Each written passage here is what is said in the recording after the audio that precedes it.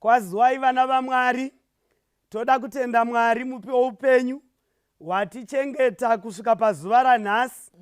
Toda kutenda uvepo hwavo mukati meupenyu hwedu tose. Mwari vachitiwanira nyasha. Tichadzidza pamusoro penyaya yakatinakira ine musoro unotiwo wekwako ndiani kana kuti wekwangu ndiani. Ngatiwane nguva yekunamata kuna Baba vedu vari kudenga namuponesi wedu Kristu Jesu nokuwadzana kwomweya mutsvene. Tinokudanai panguva dzino tichitsvaga nyasha kuti musiye matiratidza voko edu, nyasha dzenyu dzigotiringana mazuva ose nokusingaperi. Amen. Toda kutenda Mwari, hama dzangu dzinodikamwa neshamwari vanotiwanira nyasha zhinji pamazuva edu ose eupenyu. Mukati mezuva ranhasi Mwari vatitendera kuti timbotsvaga zvishoma kuti wekwedu ndiani kana kuti wekwangu ndiani. Tichamanya kutsamba yaRuka chapter 10 tichaverenga kubva pavhesi ya25 tichidziradzira Mwari vachitiwanira nyasha. Regai tiverenge kubva kuna vhesi ya25. Zvino mumwe mududziri wemurayiro wakasimuka akamuidza achiti, mudzidzisi, ndingaiteiko kuti ndigare nhaka youpenyu husingaperi? Timbomira zvako ipapo mudikani. Zvikai zvino mumwe mududziri womurayiro wakasimuka akamuidza. Panapa munhu uri kuidzwa ndiani? NdiJesu pachake. Uri kuidzwa nani? Uri kuidzwa nemunhu usiri ordinary. Uri kuidzwa nemunhu usiri munhu usingazikamwi, but munhu wamuisa pakuidzwa ndiye mududziri womurayiro. Murayiro wani? Murayiro waMwari.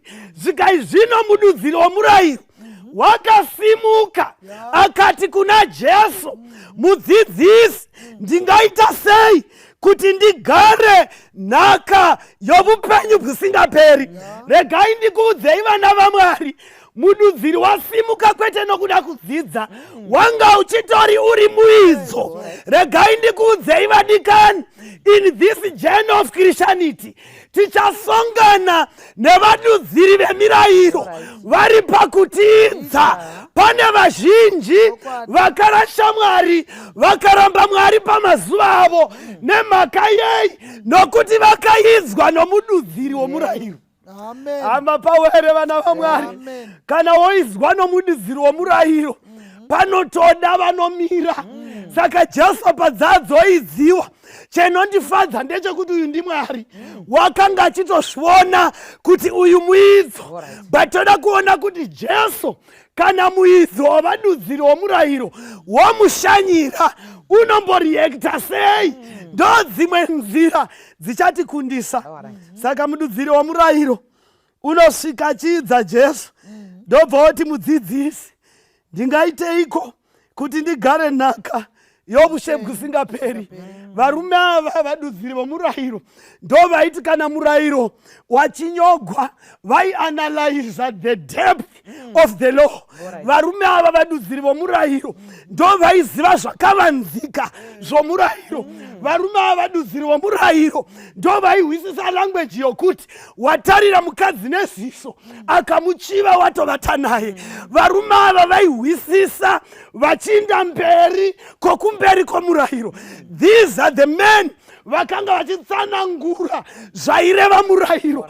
Ndo varume vaiziva kuti sin is the transgression of the law. Ndo varume vaihwisisa kukosha kwomurayiro. Asi panapa wovuya ova iye muidzo kuna Kristu. Zvikai ndingaita sei kuti ndigare nhaka youshepu hwaMwari?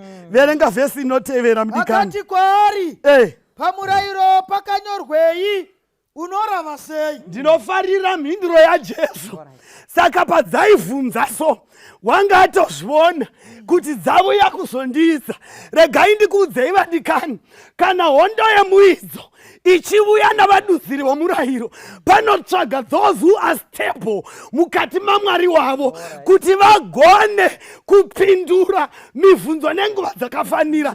Saka unoti auya kuna Jesu unomubvunza, Jesu unomupindura nemubvunzo. Zvikanai mududziri womurayiro, pamurayiro pakanyogwei, uye unomborava sei?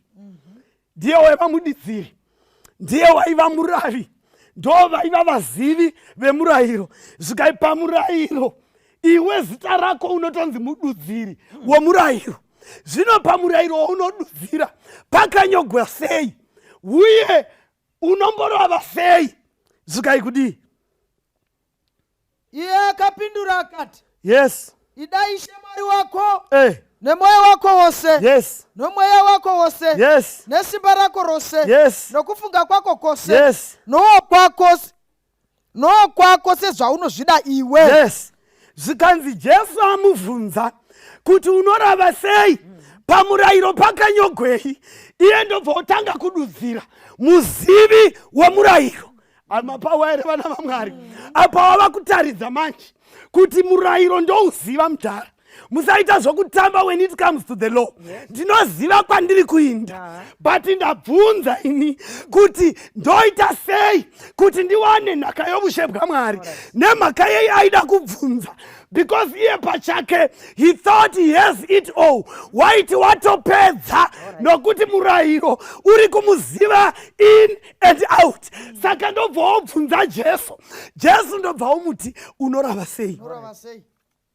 Zvikai naiye, iye wakapindura akati, pakanzi ida Ishe Mwari wako nomwoyo wako wose, nomweya wako wose, nesimba rako rose, nokufunga kwako kose, nokwako sezvaunozvida iwe. Haana kuziva kuti Jesu wava kumutora to the other level. Mapawisara vana vaMwari, time is gone yatakanga tichiziva murayiro, asi time yatava we need to live the law. Time is gone yataigona kuperetera mavhesi tichitaura pamusoro pebhaibheri rose from Genesis up to Revelations, but the time right now yoda kupindwa muaction. Saka vadudziri vomurayiro nevazivi vomurayiro zvaiva mundangariro, asi mukuita zvisipo. Saka Jesu ndokumubvunza, ndobva waperetera from Genesis to Revelations. It's now high time that us as preachers, we live what we preach. We are tired of the preachers that have a bad record long after the preaching. Taneta with the elders vanogona kutungamirira sangano, but kana zvauya panyaya yokuita havawanikwi vari pakati pevaiti. Taneta kutungamirirwa with the ministers of the gospel, with the pastors vanoti pakutungamirira sangano nokudeliver mudistrict they are totally perfect, but when it comes in action they are totally different nezvinotarisirwa naMwari. Saka Jesu ndobva amubvunza zvake, kubvunza mubvunzo benzi, ndobva dzagona kutsanangura, dzikapindura, dzikaperetera. Pavhesi ya28 Jesu unoti kudii?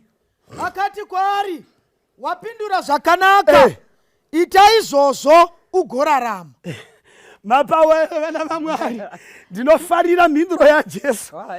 Jesu dzimwe nguva dairarama nguva inoi, ndaimuti waiva vakuru vestraight, waingokuti pfo unokangwa namafuta ako. Saka ainda iye unoziva kuti muitswe, ndobva atotopedzerana. Waifungidzira kuti Jesu idhamudhamu rokuti unogona kupretenda before him, akabuda asina kuonekwa zvairangarira. Regai ndikuudzei vadikani. Saka Jesu unoti kwaari straight, wapindura zvakanaka, ita izvozvo ugorarama. Zvaireva ndezvekuti uri pedo norufu. Zvairebwa naJesu panapa ndezvokuti you are in danger. Zvairebwa naJesu panapa ndozvokuti you don't live what you preach. Zvairebwa naJesu pano ndezvokuti haurarami zvawakarava. Zvairebwa naJesu apa ndezvokuti hauiti sekuziva kwako.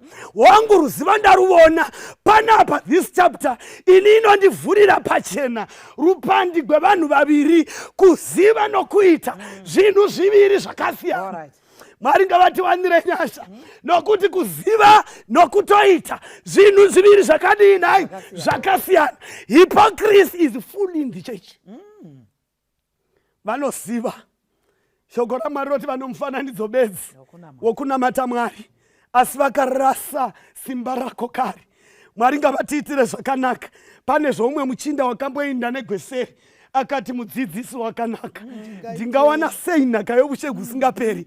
Zvikanzi zviro kwazvo ndinoti kwauri, kana munhu asingaberekwi nemvura nomweya haagoni kuona ushe bwaMwari. Akati ndingadzokera here mudumbu ramai vangu ndigoberekwa patsva. Mundibudze vana vaMwari vaiva vakuru vemirayiro. Mapawisisa here? Munoziva here kuti the church can be led for so many years nemududziri womurayiro but pasina Mwari? Munoziva here kuti the church can build their foundation upon the rock yavanofungidza kuti ndo pane kutenda kwose, yeti achingova muzivi womurayiro usingaurarami. Saka panapa Jesu unoti wapindura zvakanaka, ita saizvozvo ugodinai, ugorarama. Mududziri womurayiro achiudzwa zvakadaro naJesu, vakanga vachimutarira vaiti hoyo muzivi womurayiro. Ndo vateveri vaKristu vakanga vachimuona, they have respect towards this man, vachiti ndo vadudziri vavo murayiro. Havana kuziva kuti unoziva murayiro asi does not live the law. Mwari ngavatiitire zvakanaka mukati mezuva ranhasi, nokuti vatiwanira nyasha. Vakoma, Mwari ngavatiwanire nyasha. Hatizivi kuti pamberi apa munoti kudini apo. Mwari vachitiitira shungu nehondo dzose dzoupenyu dzichindopetwa. Katarira, munhu watiri kudzidza pamusoro pake ari haasi kutambisira Jesu nguva. Apedza kubvunza zvaaida gwedede, haatambisi nguva pakupindura, anongosamaraiza koga mirayiro kuratidza kuti yamandibvunza sakadarika. Tinoziva chokwadi. Kwakubva apedza kwakutongotarira kuti anzwe the next step, kuti Jesu wacho saka zvandamupedzera achati kudii? Nokuti ndapedza naye. Nekuti ndapedza naye. Saka Jesu achitarira anoti maziviro aya akanaka asi haana kukwana.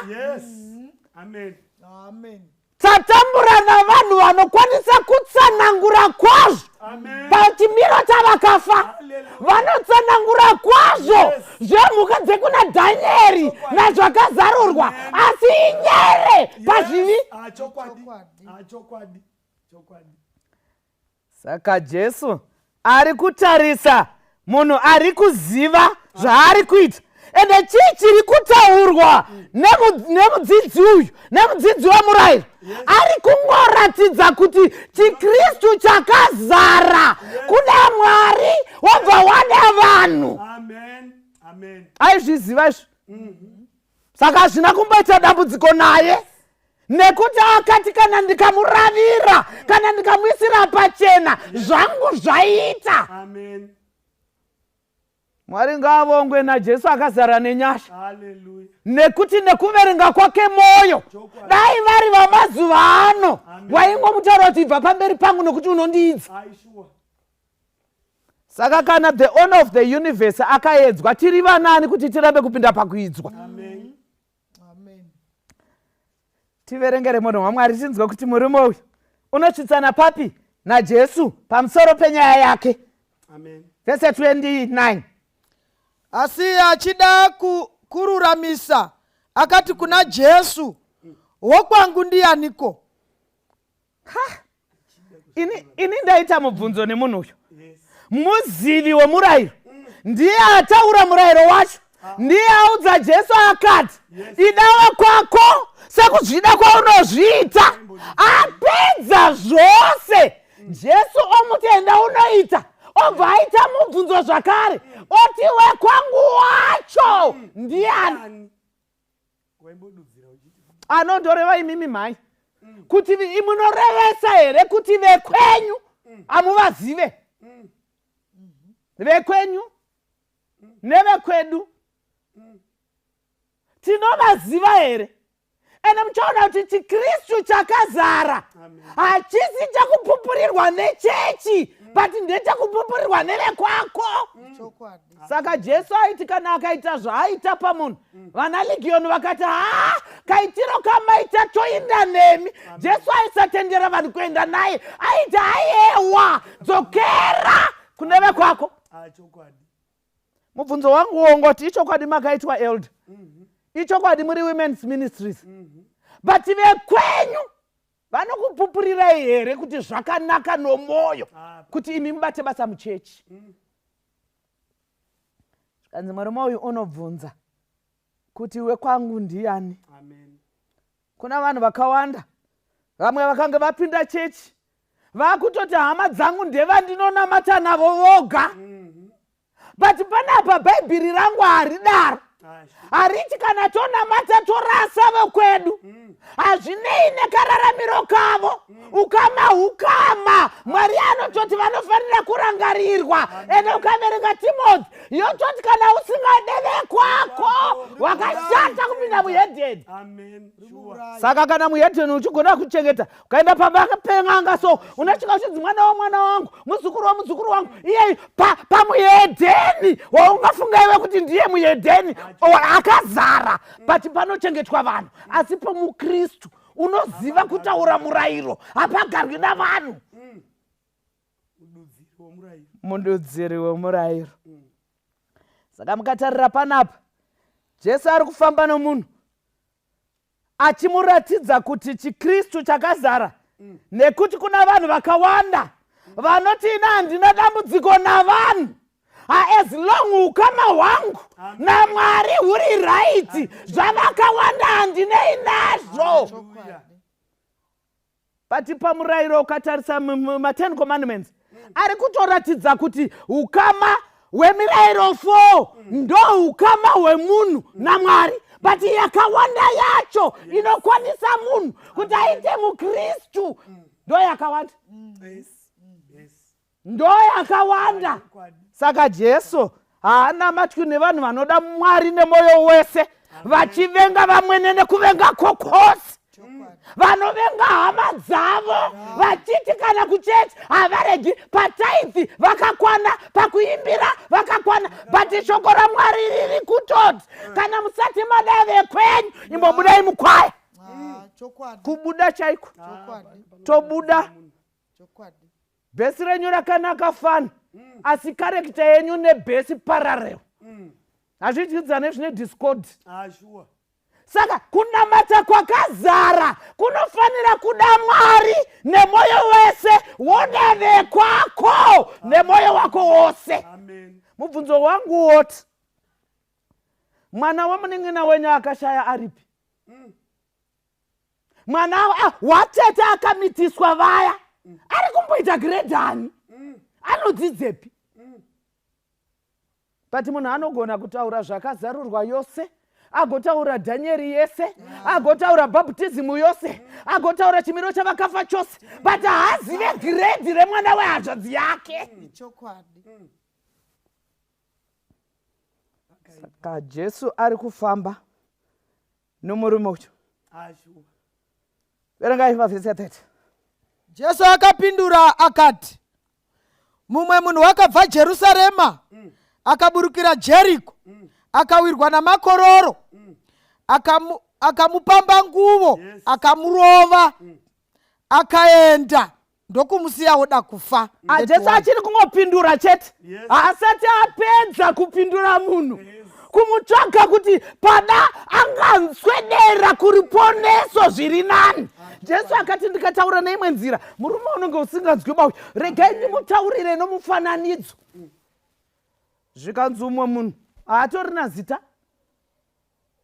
Saka munhu asina zita hazvishamise chero akaita zvose nekuti haana zita. But zvinongoshata bedzi vana mazita vakaita zvose irong. Zvikanzi uyu munhu asina zita uyu akatofamba. Ende kana bhaibheri rangu riri kuisa pachena zvakanaka, riri kuti haana kukwira. Yes. Nekuti vanoenda kunonamata ndo vanokwira. Tokwira Jerusarema. Paulo naSirasi vachikwira kuenda kunonamata. Saka kunamata kwose hatidzikeba, tinokwira. Amen. Saka uyu waidzira. Sina stauri. Waitodzika haka achienda kupi naye? Achienda kwaari kuenda. Zvikanzi pakuburuka kwake akawirwa namakororo, akamupamba nguo, akamurova, akaenda, ndokumusiya oda kufa. Yes.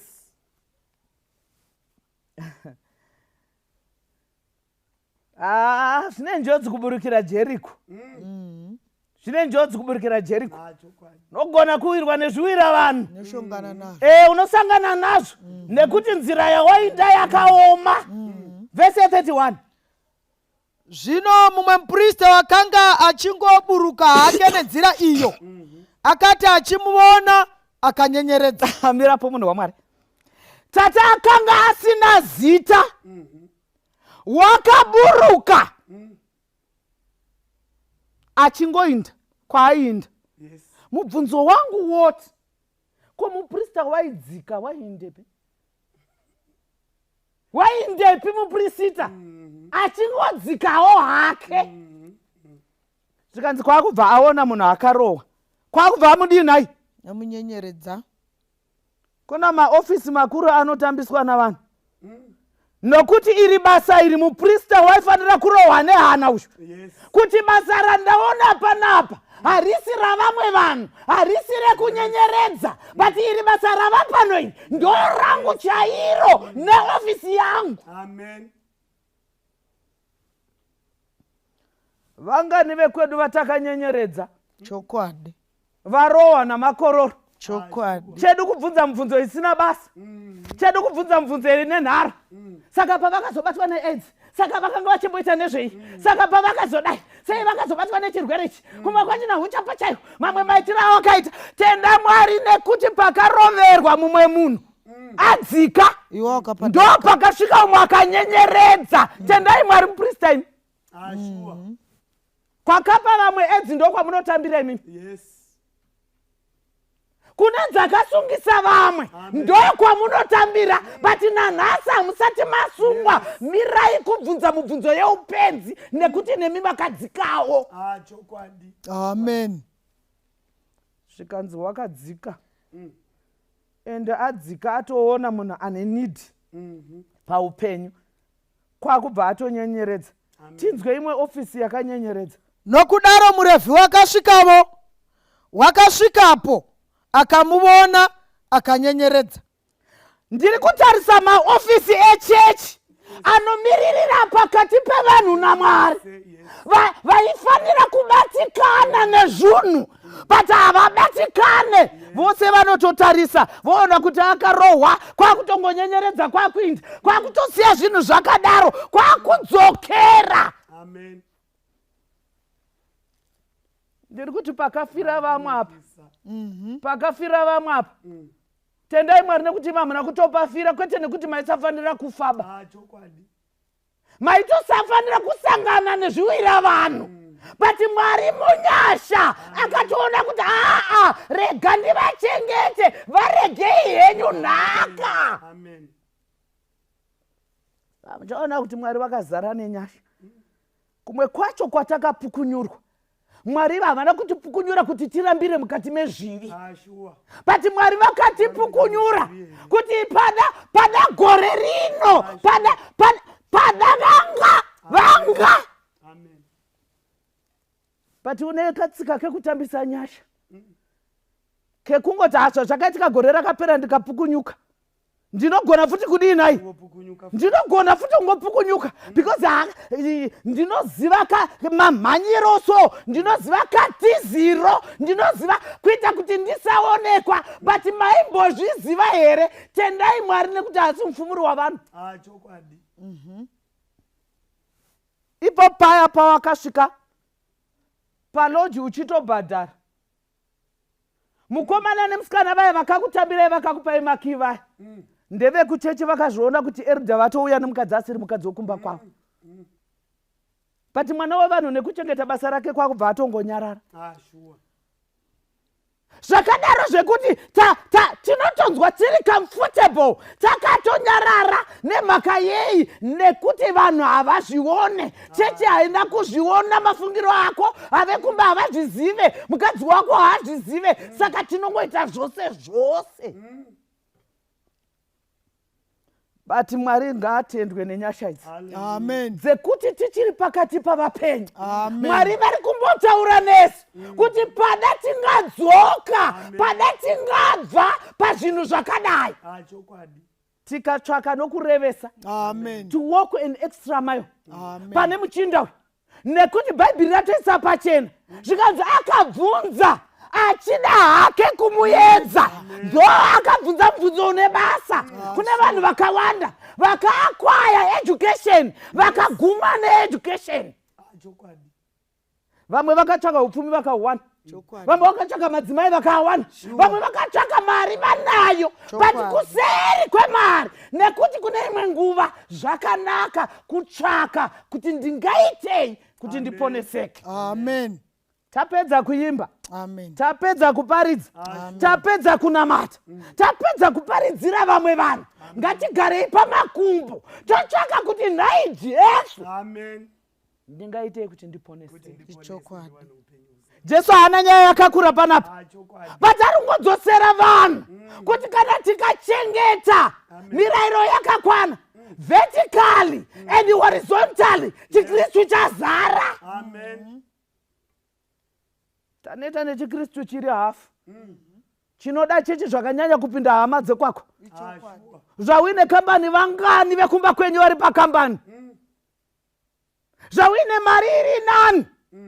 Nemhaka yei bhimu yekumusha kwenyu yakazara nesenemu yako nevana vavakoma nevaningina vako, iwe uchigona kusponza chechi. Anamboti zvakashata ini. Kuitira vanhu vechechi zvakanaka kwakanaka, but vekwako misodzi yavo ndiani anoipukuta. Handi kungwaraka, nekuti kune vamwe vane chikoro chinenge chenyu ichi, but havana basa, havana kugona kana kuita chinhu chiduku zvacho, but munyasha dzaJesu Mwari kwakungokunhonga kufamily ine vakadzidza navasina, kwakungokuisa pamusoro kuti iwe ndiwo waifanira kusumudza vose.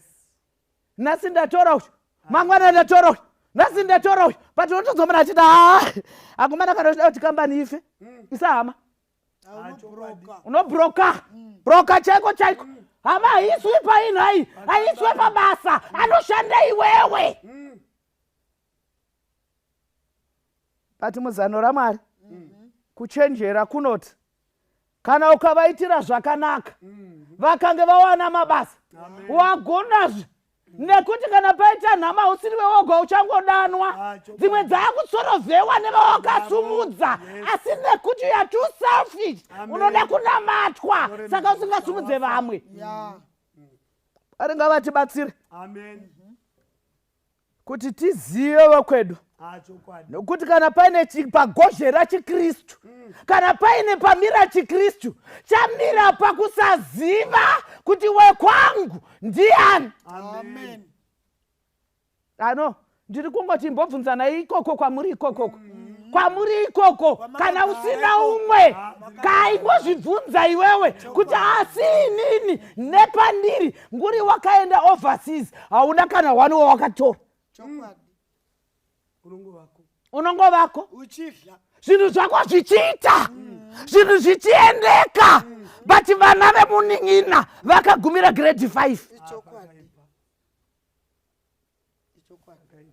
Saka chiKristu chakazara munun'una, chiKristu chakazara chinomboti kudii? Vekwangu ndava nani? Ndingavaziva sei? Vekwangu chii chandingaitira vekwangu? Amen. Wekwangu ndiani? Ko wekwako ndiani? Indakafara zveni pandakahwa kuchiva vakuziva kududzira murayiro, ndikati ndawana vekwanguzvi. Pandakazviziva kuti wava mufundisi wechechi, ndikati zvondawana hamazvi. Pandakazviwa kuti vava head elder, vava kuziva murayiro, vava kumududzira. Ndikati tagara handina kuzviziva zvenyu, zvondodozvibvunza. Saka wekwangu ndiani? Zvino kana zvonai, saka wekwangu ndiani? Saka mududziri wacho wemurayiro, saka uzoshandei kana zvakadai? Saka wekwangu ndiani? Ndomuziva sei? Saka ndomuziva sei kuti wekwangu ndiani? Vhesi ya 33. Zvino mumwe muSamaria wakanga ari parwendo wakasvika kwaari akati achimuvona akamunzwira tsitsi. Saka wekwangu ndiani? Saka ndomuziva sei? Wekwangu ndiye unoposvikawo kwandiri. Wekwangu ndomuziva sei? Wekwangu hangozofari nokundivona. Vasikana muchiona zvakadai, ndati chikufugai.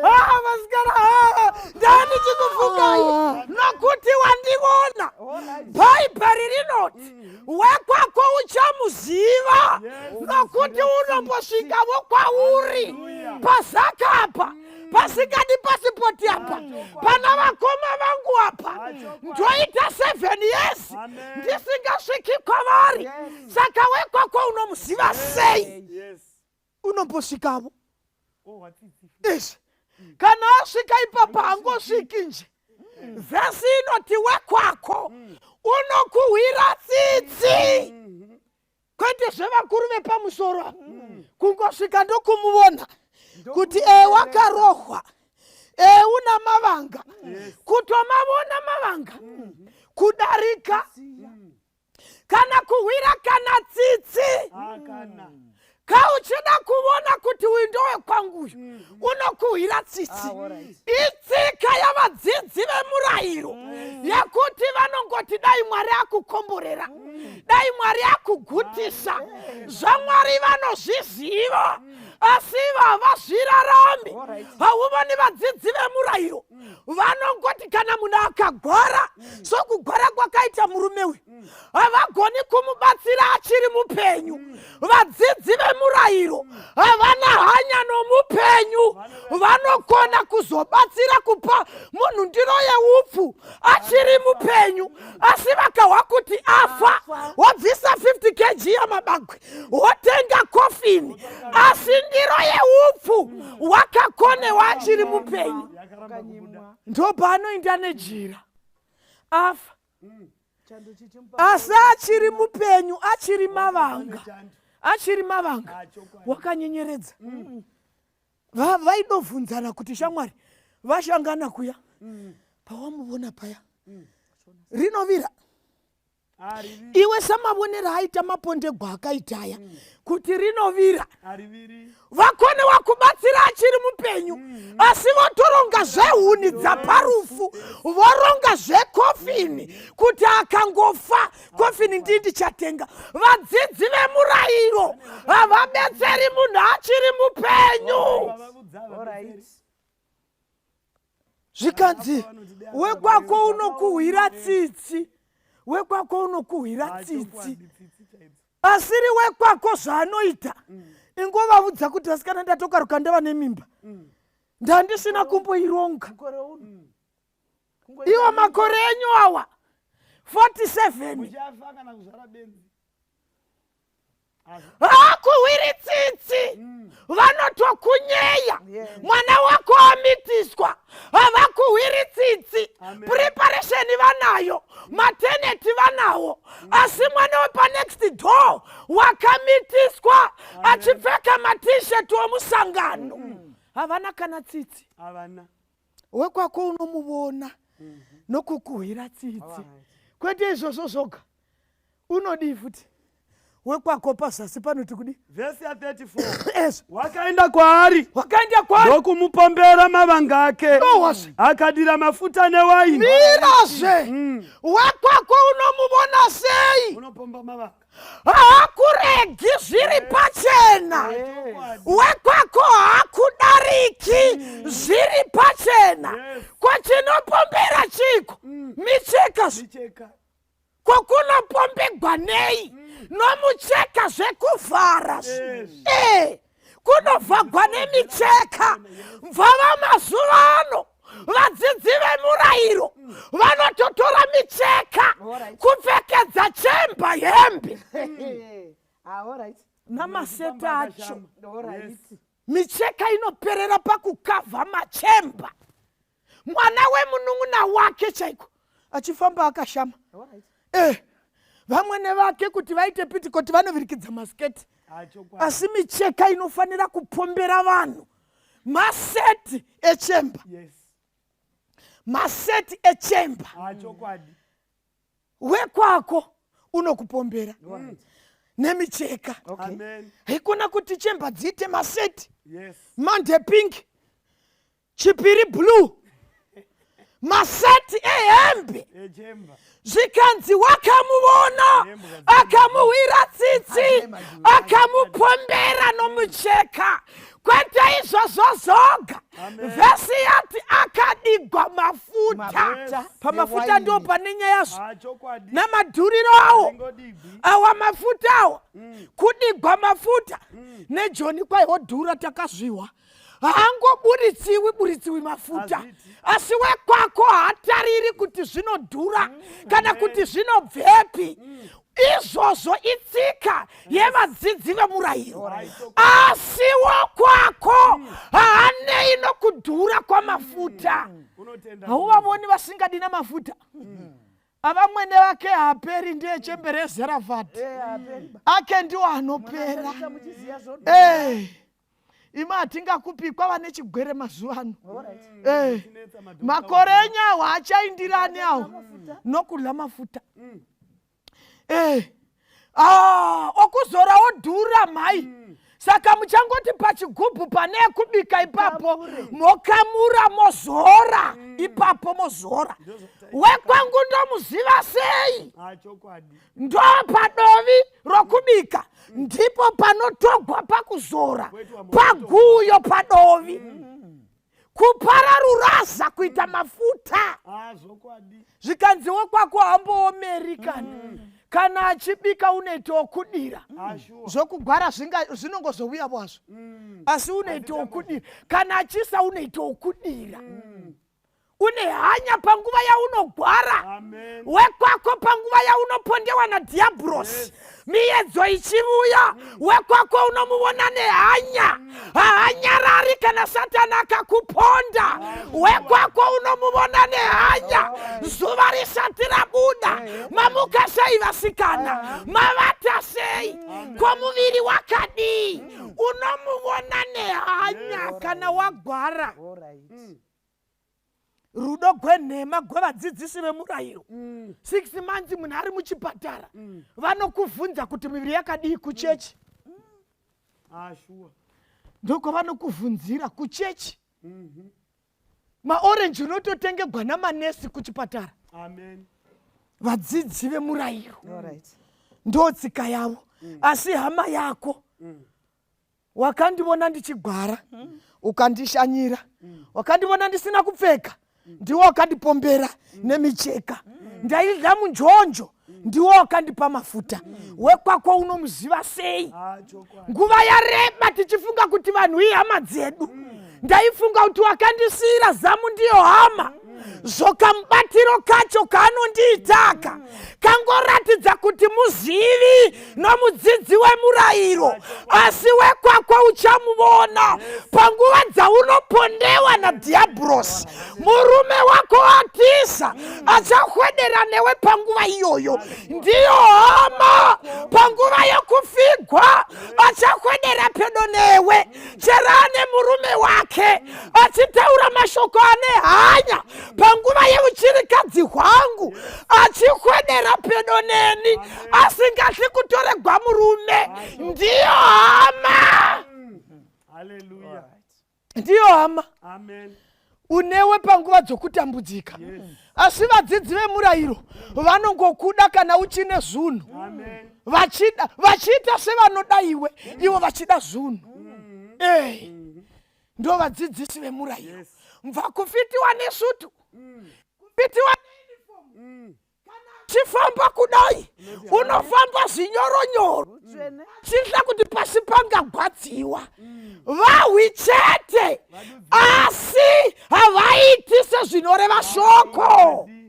Haiti sezvinoreva shoko. Hama yangu Ndiani, kwai mafuta inondipa, inondipombera, inondihwira tsitsi, kwai yozodii futi. Hama yangu akamukwidza pachituo chake hongosi ndokumuisa kuimba yavaeni apa pakukwidza ndokumuchengeta apa pakukwidza apa pakukwidza apa kukwidza apa makadiko vakuru ndokumbirawo lift ndiri kumanyirawo papa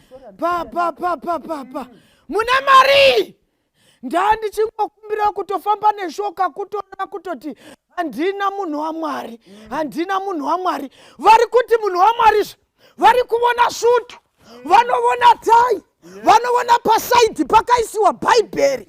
Uri kuteerera nziyo dziri kuimbwa mumota, unohwa dzinongoti Jesu Jesu, musiki wedenga nepasi.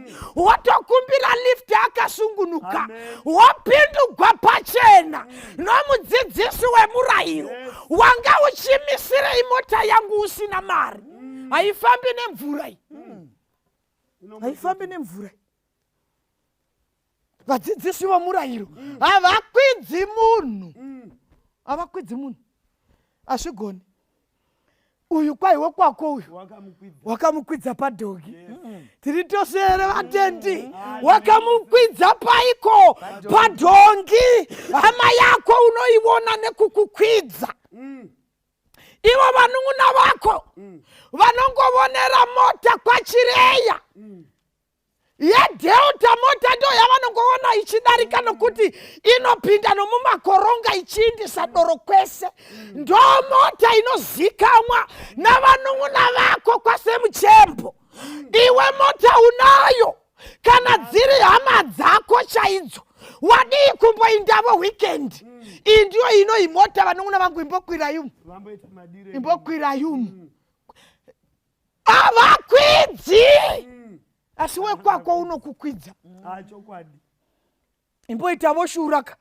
Handiti ndiwe uri John ikoko, handiti ndiwe unogara South Africa, ndiwe uri Buluwayo, ndiwe uri Harare. Imboitavo shuraka tivone kuti une Vekwako iwe. Imboitavo shura. Batisa mari vanoinda, indai kumasakadza, mundopa munun'una yangu mari, muti kana bhazi rovuya Harare ngaakwire vauye kuno. Iwe uri mudzidzisi wemurayiro wekunyemwererana nevausingazivi. Vanun'una vako kana foni chimbudzi patiri panapa haana kana chifoni chechimbudzi. Mukore uno mwana wamai vako achindodavira foni dzavamwe kugarifa. Iwe uchikonewa kana kumbokwidzavo vanun'una vako mota. Vekwako vanovonekwa nokukwidza. Asi vadzidzisi vemurayiro havatotenderi kana kuti hama dzake dziuye kumba kwake kutaundi. Havatenderi.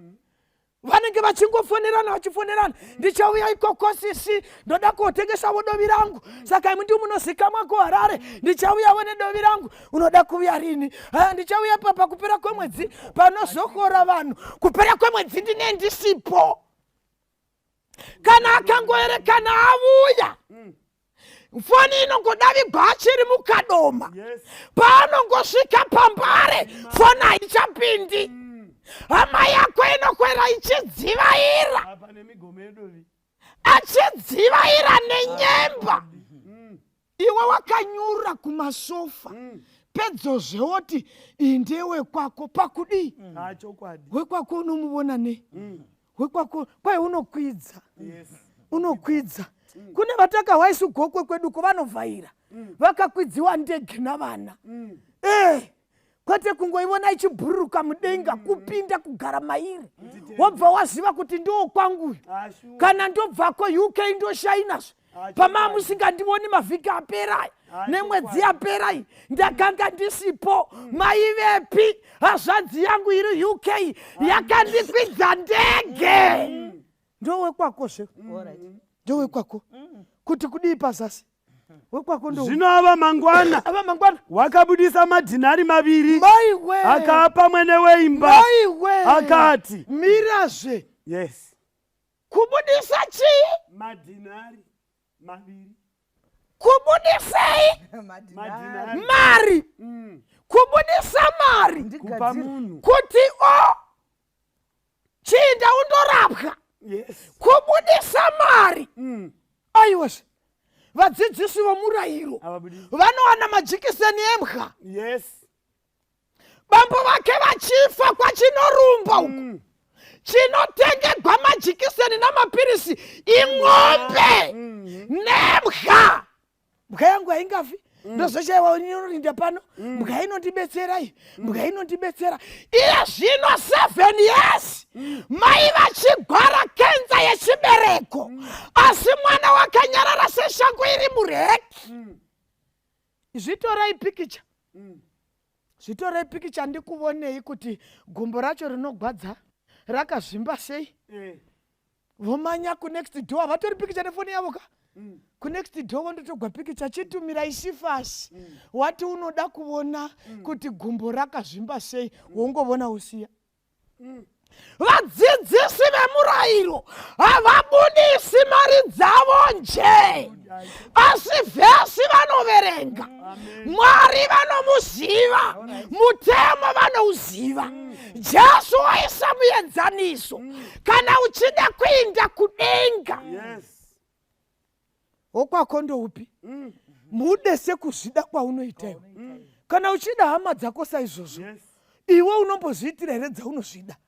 Zvaunochinjanisa iwe shangu 72 shoka 2 kuhama dzako ke. Munun'una wako chaiwa unotevera ndiye unokuchengetera ng'ombe dzako kuburazuko asi unopfeka majombo akanamiwa nemoto. Iwe mabhachi 14 musana umwe tai 82 huro imwe. Kuti kwe uriwe kwake. Munun'una wako akamitisiwa una kumuwa. Zvino wagozotora mateneti kundopa mai vako vasina mimba kuti zvidi. Kwa next door une mwana wamitiswa mai vako vokutoshaina sebenzi masvingo. Iri ndera tambu iri ndera heriza iri vupenzi kupfeka teneti usina mimba. Wekwako ndo unokuwira tsitsi. Masone gweteneti anosono wachiradza kuti anopfekwa nemunhu une mimba. Wekwako muziva sei kubudisa mari? Kubudisa mari. Zvikaiwa wakabudisa. Yes. Akati murapei. Ichi chikristu sechi. Kunzwa nokuita. Jesu wakazviratidzazve akada vanhu zvose naMwari. Haungoti unoda Mwari chete. Ndo vadzidzisi vemurayiro. Ini handina kana basa nevanhu. Ini handinetsi vanhu. Ini ndinongogara pamba pangu. Ini handina kana basa nevanhu. Kana unoti ini ndakakonana naye unenge achindinyepera. Handipindi pamba pevanhu. Ini ndine zvinhu zvangu. Mudzidzisi wemurayiro. Umuvone kana akasenga mabhaibheri. Reshona riripo. Rechindevere riripo. Rechirungu riripo. Yumbuke yeshona iripo. Yechindevere iripo. Yechirungu iripo. Kwa hivyo my white. Murandakadzi papeji yakati mubhuku rakati murandakadzi unoti. Zvawachizviverenga chizviitazve. Do wesi pamari. Wesi pamari.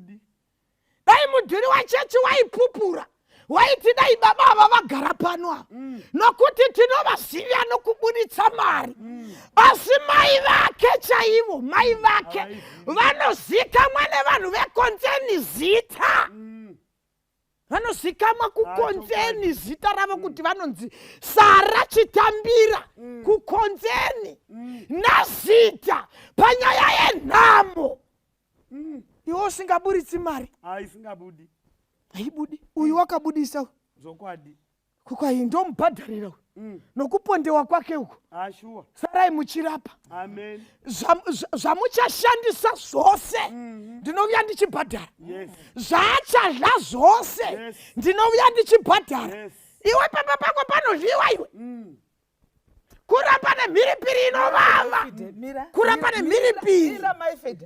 mvura isina kana. Isaiah 49:15 yoti ndakazviona zvamakaita zvacho asi ndine nhoroondo yekuti vakabereka vane mimba yakambogwadza vanokangamwa asi Jehovha. Saka mudikani usanetseke murume wake muone watokura azvishamise kuti Anokangamwa. nekuti kana vakagwadziwa nemimba Vachikangamwa. vachigona kukanganwa naye anokanganwa kuti aiyewo tirega kwakutangeta maifiti rega Jehovha anochengeta.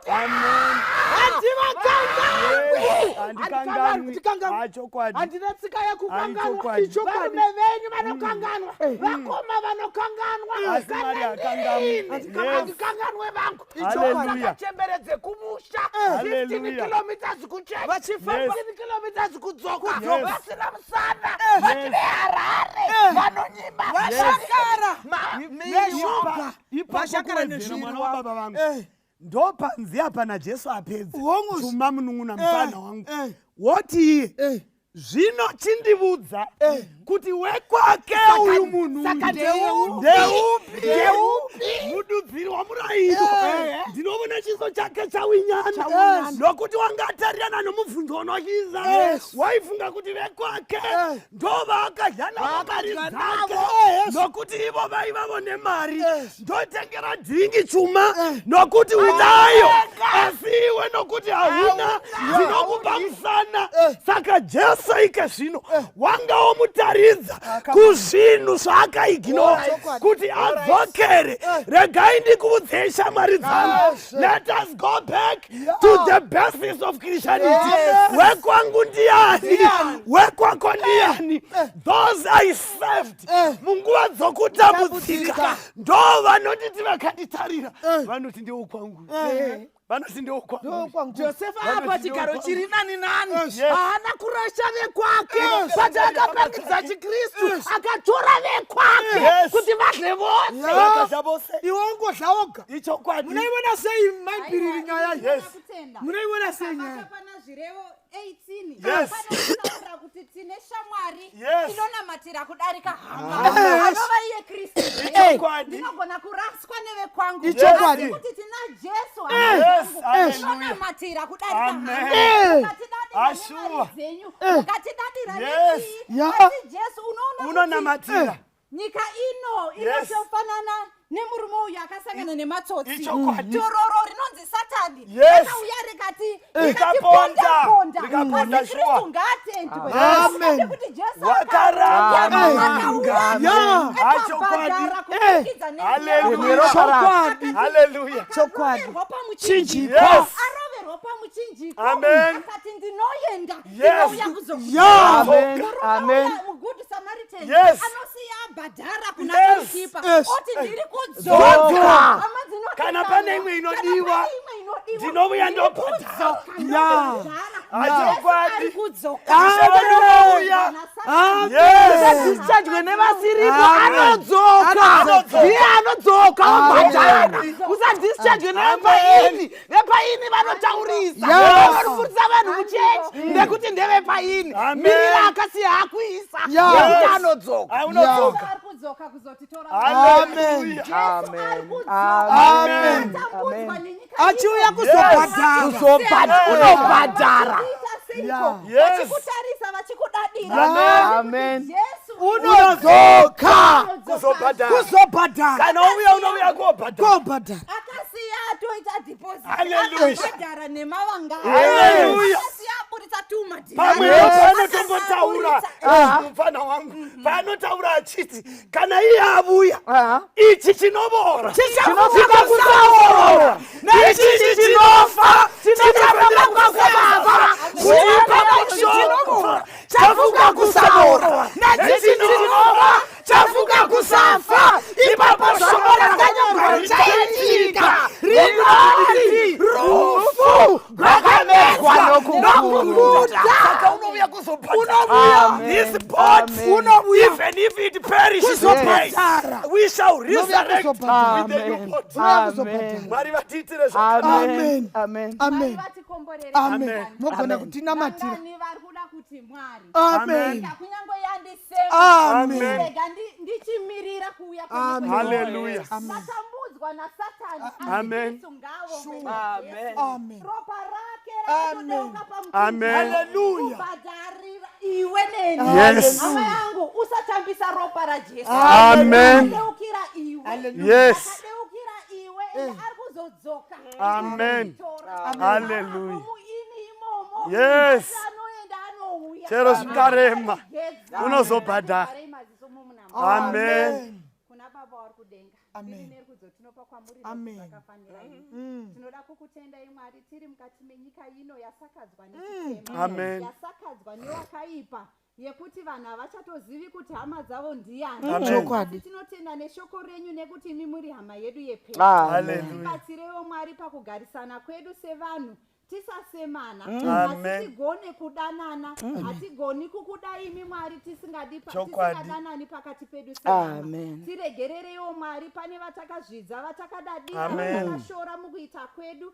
Tibatsirei Mwari tigone kugarisana zvakanaka. Tipeiwo rudo runobva kwamuri. Tiri toga hatigoni, hatina chinonzi rudo mukati mehana dzedu. Hatigoni kutoziva kuti wekwangu ndiani. Mwari chitibatsiraiwo. Tinoshuvira kuti pamuchauya kuzotora vakaita kuda kwedu, nyangwe nesuwo tive pakati pavo, tisavavo kuraswa, asi tigone kurarama takakumirirai, tichitenda neropa renyu rakadeuka pamuchinjiko, kutidzikinura kubva muchitema. Ivaiwo nesu mbiridzo riro kwamuri nekuti zvakafanira imi muzita raJesu tanamata. Amen. Amen.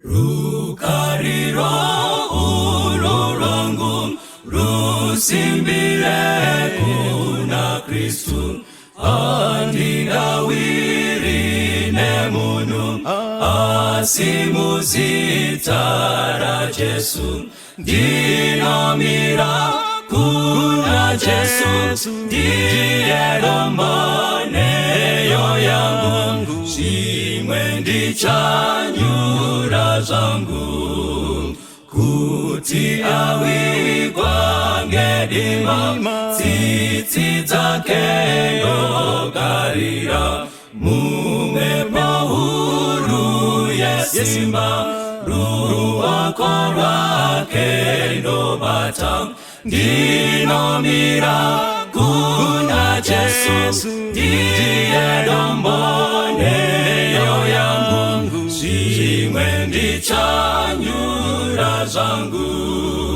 chirangano chake icho nechitsidzo cheroparo zvinondipa rusimbiro pakati pemadambudzo ndinomira kuna Jesu ndiye domboneyo yangu shimwe ndichanyura zangu apo anenge ouya netsuri ichazoridzwa ndinoda kuti ndimire naJesu parudyi rwake ndinomira kuna Jesu ndiye domboneyo yangu shimwe ndichanyura zangu